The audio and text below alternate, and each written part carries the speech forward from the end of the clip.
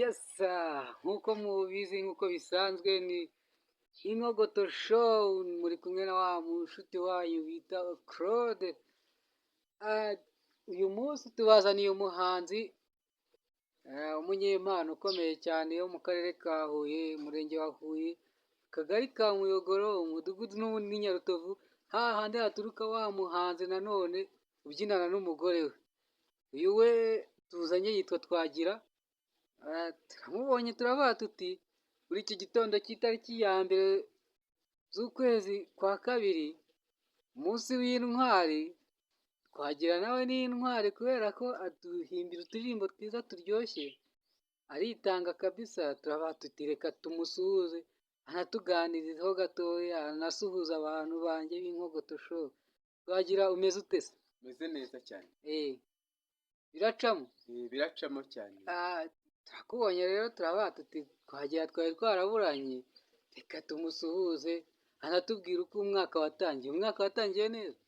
Watangiye neza, turiho kubera Imana.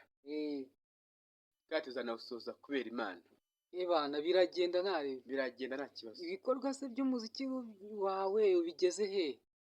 Ibikorwa by'umuziki wanjye nyine bizagenda bigenda gake gake, ariko bizagerwaho. Ubushobozi ntabwo buraboneka? Ntiburaboneka, ariko mbonye ubushobozi izi ndirimbo mfite zanasohoka.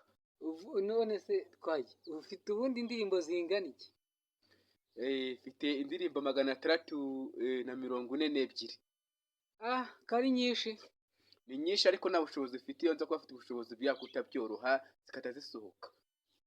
Ni ukuvuga ngo urashaka nk'abaterankunga bagufasha nyine kugira ngo zisohoke? Ndashaka ko nabona abaterankunga bafasha nk'uko bafashije Nsengiyumva Emmanuel nawe akazamuka, nawe mbonye umuntu nzamura nawe nazamuka bikagenda neza. Nk'uko banafashije Gisupusupu, nk'uko bagiye bafasha n'abandi bagiye batandukanye, na ba Elementi n'abandi bose. N'abandi bagiye batandukanye. Nawe urashaka ko bagutera inkunga ukazamuka? Nawe ndashaka ko bantera inkunga akazamuka, nawe nakaba umuhanzi nk'abandi bose nakajya habona. Ukajya habona kabisa. Uracyari ahantu hatwikiriye. Itarano yawe ntabwo iragaragara neza. Iragaragara neza. Ngaho bakubitiraho akaririmbo babone n'umuntu turi kumwe, bumve ko anakaze bya danje.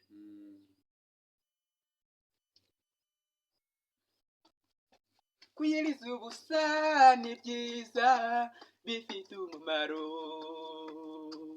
Abakirisito biyiriza ubusa, ariko abandi byarabananiye. Kwiyiriza ubusa ni byiza, bifite umumaro. Abakirisito biyiriza ubusa, ariko abandi byarabananiye. Ifu cyanjye ndagutegetse, nzi kuko undi ibiryo. Reka mara umunsi umwe, 2 cyangwa 3, nishira nzakugaburira. Ifu cyanjye ndagutegetse, nzi kuko undi ibiryo. Reka mara umunsi umwe, 2 cyangwa 3, nishira nzakugaburira.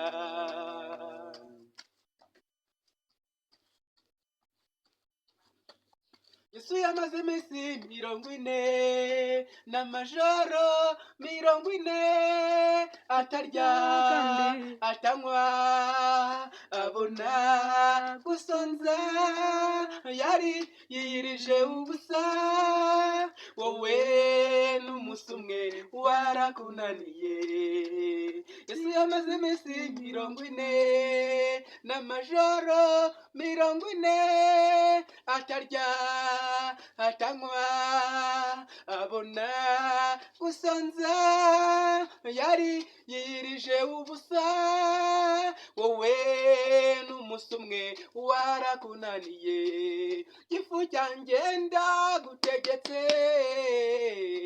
nzi kuko undi ibiryo. Reka mara umunsi umwe, 2 cyangwa 3, nishira nzakugaburira. Ifu cyanjye ndagutegetse, nzi kuko undi ibiryo. reka mara umunsi umwe ibiri cyangwa itatu nishira nza kugaburira. Barakubwiye kwiyiriza ubusa ubu bigira imikino, ugenda wariye wanyweye ukabyicira abandi, inda yawe yarakunaniye itegeke. Barakubwiye kwiyiriza ubusa ubu bigira imikino, ugenda wariye wanyweye ukabyicira abandi, inda yawe yarakunaniye itegeke. Igifu cyanjye ndagutegetse, nzi kukunda ibiryo, reka mara umunsi umwe ibiri cyangwa itatu nishira nza kugaburira. Igifu cyanjye ndagutegetse, nzi kukunda ibiryo, reka mara umunsi umwe ibiri cyangwa itatu nishira nza kugaburira. Igifu cyanjye ndagutegetse, nzi kukunda ibiryo, reka mara umunsi umwe ibiri cyangwa itatu nishira nza kugaburira. Iyo ndirimbo se, iyo ndirimbo yaturutse ku kitwaki? Iyo ndirimbo yaturutse ku buryo bwo kwiriza ubusa bwa gikristo.